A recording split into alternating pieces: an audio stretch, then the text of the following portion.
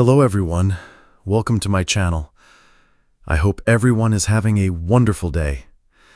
The sun was just beginning to rise over the sleepy rooftops of West London when Donna Derby sat quietly at the edge of the bed, her fingers gently tracing the fading lines of a love letter she found in the back of the drawer. It was from 1993.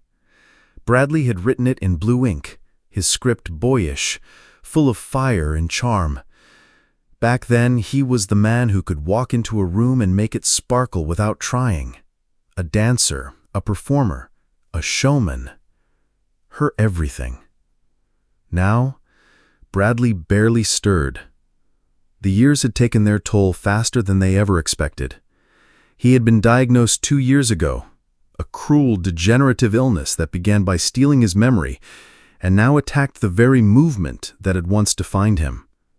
Parkinson's, the doctors had said at first, but there were complications, layers. It was more aggressive than they thought. And now, time moved like a thief in the night, slipping away pieces of him when no one was looking. Donna had always been a fighter, on stage, in life, in love, but nothing had prepared her for this quiet war. "I made you tea," she whispered, placing the warm mug in his hands, her fingers trembling slightly as they met his. He blinked slowly, a vague smile flickering on his face like a dying light. She waited, hoping he might say something, anything. But the silence returned, as it always did. Every day was harder. She remembered the nights they used to dance in the kitchen, barefoot, their laughter bouncing off the walls, the smell of burnt toast, the clink of wine glasses, the music of ordinary life. Now the music was muted. The dance had stopped, and the kitchen was just a room filled with echoes. Friends still called sometimes. Some came by, but most didn't know what to say. What do you say to a woman who's watching the love of her life disappear while he's still alive? There were no guidebooks for this, no right words, only long silences, tired eyes, and an ever-growing ache in the chest that even sleep couldn't cure. Still, Donna carried on.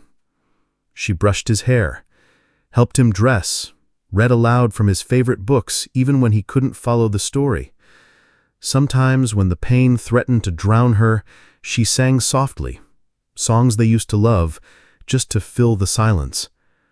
One afternoon, while she was folding laundry, she heard a whisper. "Donna."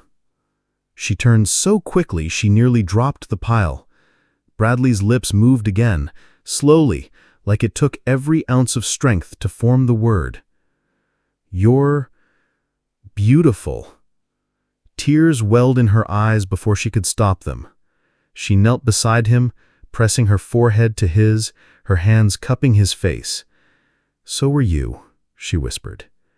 "Always have been." It was fleeting, like all things now, but in that moment it was enough.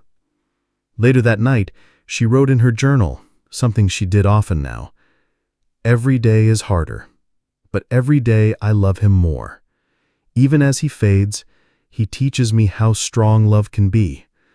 Not the kind in films, but the kind that wakes up tired, gives without thanks, and never, ever lets go."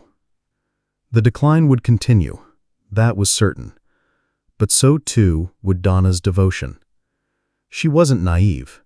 She knew the road ahead was dark and uneven, but somewhere inside, under all the heartbreak and exhaustion, there still burned a light, a small, steady flame that refused to die. Love, after all, was the one thing the illness couldn't steal. Not really.